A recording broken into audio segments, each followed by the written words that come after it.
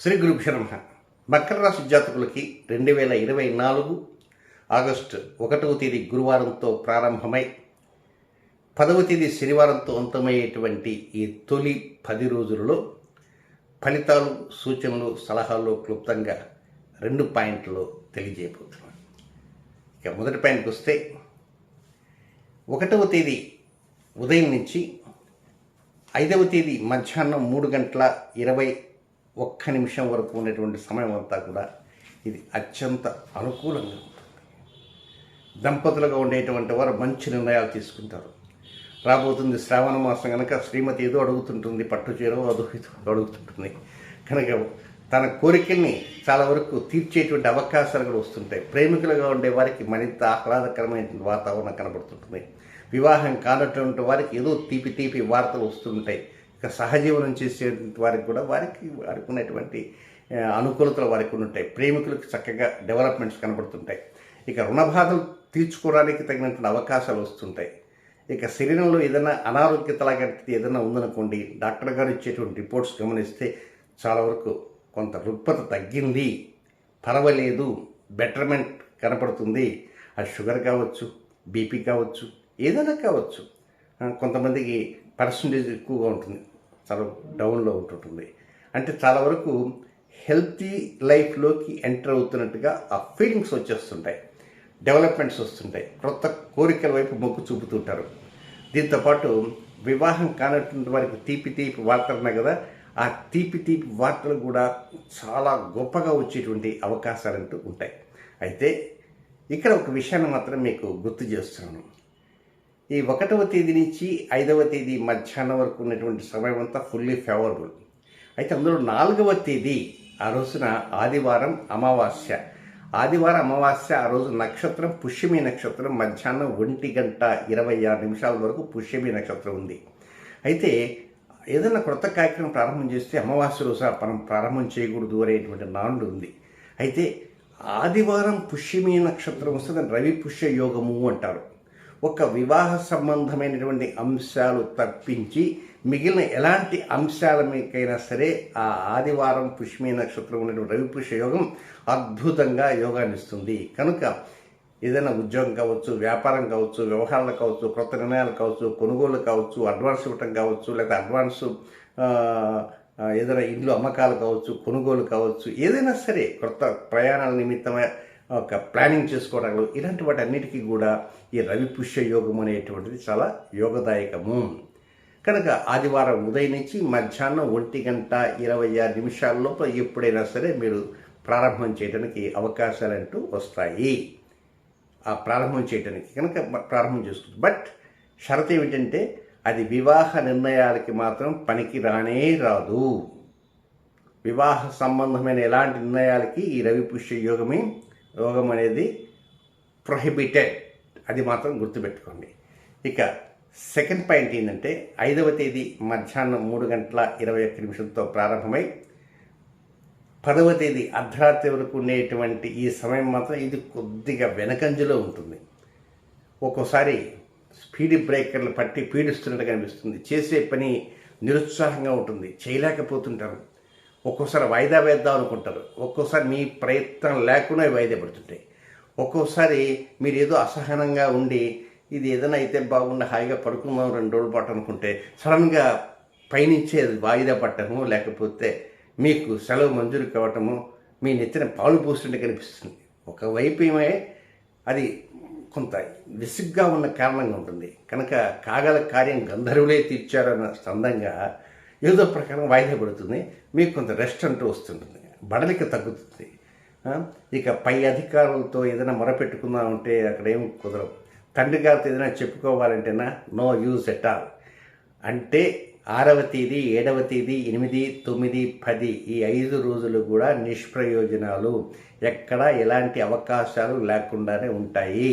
కనుక ఆ 5 రోజుల మీద పెద్ద మోజు ఉంచుకోనక్కర్లేదు. అయితే 9వ తేదీ ఆ రోజు శుక్రవారం.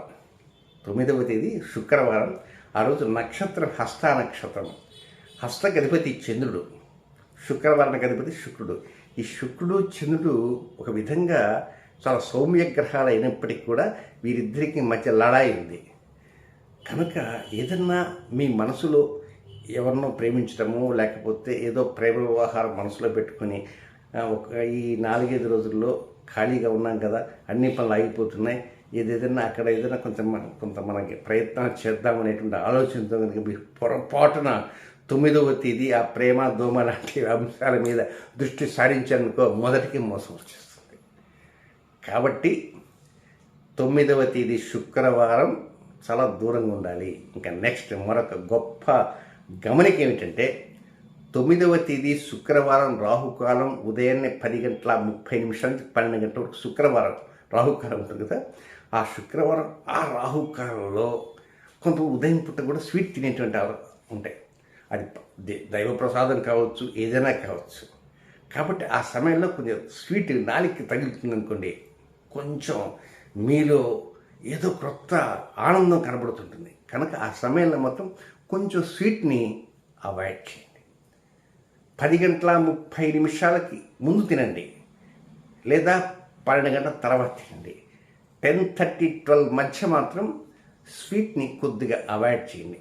ఇప్పుడు లేదండి పొరపాటు తిన్నాము అనుకుందాం, తింటే కొంపలే వంటుకుపోవు. కానీ ఇందాక నేను చెప్పాను కదా, ఆ శుక్ర సంబంధమైనటువంటిది అది బలీయంగా ఉంటుంది.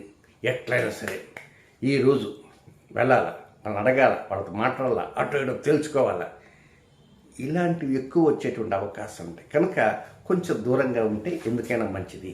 కనుక దాన్ని అవాయిడ్ చేయటం. అలాగే మీ మనసులో ఎవరినో ప్రేమిస్తున్నారు, వాళ్ళు మా నాన్నగారితో అడగనే చెప్పానుకో, ఈరోజు మనకు శుక్రవారం ఉంది, మనం ఖాళీగా ఉన్నాము కాబట్టి ఏదో ప్రకటన, హలో నేనండి ఫలానా నా పేరు ఇదండి, నేను మీ అమ్మాయిని ప్రేమిస్తానండి, ఏవో చెప్పారనుకోండి తాట తీస్తారటించి. కనుక దాని జోలికి వెళ్ళవద్దు. ఇక నెక్స్ట్ ధనుస్సు రాశిలో మీకు ముఖ్యంగా గమనించవలసింటే ధనుస్సు రాశికి అధిపతి ఎవరు? గురువు. ఈ ధనుస్సు రాశికి అధిపతి అయినటువంటి గురువు ఆయన మీ రాశికి 5వ స్థానంలో కుజుడితో కలుస్తున్నాడు. మీ రాశికి 5వ స్థానంలో కుజుడితో కలుస్తాడు. ఇక్కడ రోహిణి నక్షత్రంలో కలుస్తాడు. పైగా మీ మకర రాశి జాతకులకి ఏలినాడు శని చివరి భాగం జరుగుతుంటుంది. కనుక కొంచెం ఇప్పుడు చెప్పేటువంటి సమయాలు కొంచెం జాగ్రత్తగా వినడానికి ప్రయత్నం చేయండి. ఎందుచేతనంటే మీది మకర రాశి అయినప్పటికీ మీకు ముందు రాశి ధనుస్సు రాశి, దాని అధిపతి గురువుకి మకర రాశి నీచస్థానం. ఆయన మీకు ఎక్కడ ఉంటాయంటే 5వ స్థానంలో, ఆయన రోహిణి నక్షత్రంలో ఆయన సంచారం చేస్తుంటాడు, కుజుడితోటి ఉంటాడు. కనుక కొంచెం ఈ సమయాన్ని మాత్రం జాగ్రత్తగా గమనించండి.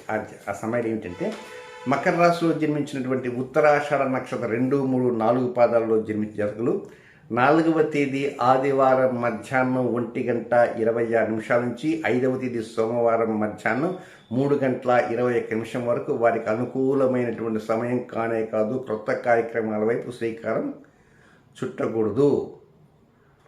రొటీన్ కార్యక్రమం మాత్రం చక్కగా చేసుకొనవచ్చును. ఇకపోతే నెక్స్ట్ మకర రాశిలో మరొక నక్షత్రం శ్రవణ నక్షత్రం ఉంది. ఈ శ్రవణ నక్షత్రంలో జన్మించిన జాతకులు 5వ తేదీ సోమవారం మధ్యాహ్నం 3:21 ప్రారంభమై 6వ తేదీ మంగళవారం సాయంత్రం 4:41 వరకు ఉన్నట్టు సమయం కూడా వారికి అనుకూలమైన సమయం కాదు, అన్ఫేవరబుల్. కనుక ఇది విసర్జనీయ సమయము. క్రొత్త కార్యక్రమాల వైపు శ్రీకారం చుట్టకూడదు. పాత కార్యక్రమాలు, రొటీన్ కార్యక్రమాలతో చక్కగా చేసుకొనవచ్చు. ఇక 3వ నక్షత్రం ధనిష్ఠ నక్షత్రం 1, 2 పాదాల్లో జన్మించిన మకర రాశి జాతకులు వారికి 6వ తేదీ మంగళవారం సాయంత్రం 5:44 ప్రారంభమై 7వ తేదీ బుధవారం రాత్రి 8:30 వరకు ఉండేటువంటి సమయం వారికి కూడా అనుకూలమైన సమయం కాదు. కనుక ఈ సమయాలలో క్రొత్త కార్యక్రమాల వైపు మొగ్గు చూపడం కానీ, లేదా చాలా కాలం నుంచి ఎవరో మిమ్మల్ని మీరు వచ్చి 10 రోజుల్లో ఏదో ఒక రోజు మాతో మాట్లాడండి తప్పకుండా అన్ననుకో, ఈ సమయంలో మీకు కొంచెం ఖాళీ దొరికిందనుకో, తప్పకుండా ఇది మనకు ఖాళీగా దొరికినట్టుంది, వాళ్ళకి ఇల్లు కూడా ఒకటి తక్కువ బేరానికి వస్తున్నట్టుంది, మనం వెళ్ళేసి కొంచెం ఇల్లు చూద్దాం అది ఇది అనుకోండి, అట్లా వెళ్ళకండి. వీలైనంతవరకు better to avoid for important things. పర్టికులర్గా ఈ సమయాల్లో మాత్రం కొంచెం వాటిని అవాయిడ్ చేయ ప్రయత్నం చేయండి. గుర్తుంచుకోండి, 4వ తేదీ ఉదయం నుంచి 4వ తేదీ మధ్యాహ్నం 1:26 దాకా రవి పుష్యంలో ఏదైనా ప్రారంభం చేసుకోండి. 9వ తేదీ శుక్రవారం ఉదయం 10:30 12 గంటల మధ్య రాహుకాల సమయంలో తీపిని తినకుండా జాగ్రత్త పడటానికి ప్రయత్నం చేయండి. ఇలాంటి చిన్ని జాగ్రత్తలు తీసుకుంటే చాలా వరకు అనుకూల పరిస్థితులు రావటమే కాకుండా మున్ముందు నూతన అంశాలపై దృష్టి సారిస్తే ఆ అంశాలు ద్విగుణీకృతం చెంది పరోక్షంగా లబ్ధి రావడానికి అవకాశాలు వస్తాయని చెప్పడంలో సందేహం ఎంత మాత్రమూ లేనిదు. శుభం.